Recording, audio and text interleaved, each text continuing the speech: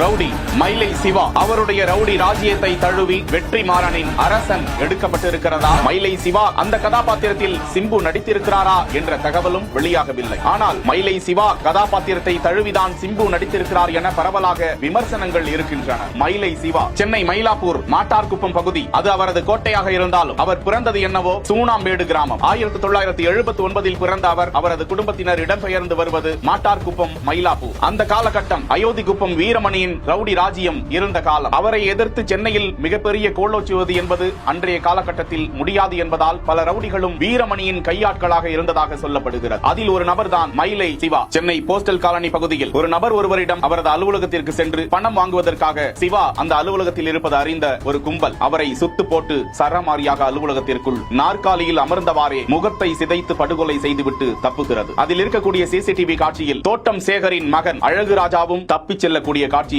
காவல்துறையினர் பதிவிட்டார்கள். அப்போது எடுத்த சபதம். தோட்டம் சேகர் வழக்கில் முக்கியமாக இருந்த அந்த 11 பேரும் இப்போது இல்லை, மயிலை சிவாவையும் சேர்த்து. மயிலை சிவா முக்கியமாக தனது ரவுடி ராஜ்யத்தை பாதுகாப்பதற்காக அந்த பகுதி இளைஞர்களுக்கு உதவுவது, திருமண நிகழ்ச்சிகளுக்கு செல்வது. மயிலை சிவா வாழ்வார் என்று ஸ்லாகிப்போர் கவனத்திற்கு. ஆயுதம் எடுப்பார் வீழ்வதும் ஆயுதத்திலே, ஆயுதம் ஏந்தியதும் ஆயத்தமாயிரு, அதே ஆயுதம் ஆபத்தாகிடும், எத்தனை காலம் தாழ்த்தினும் எனும் வரிகள் தற்போது வலைதளத்தில் வைரலாகி வருவது குறிப்பிடத்தக்கது.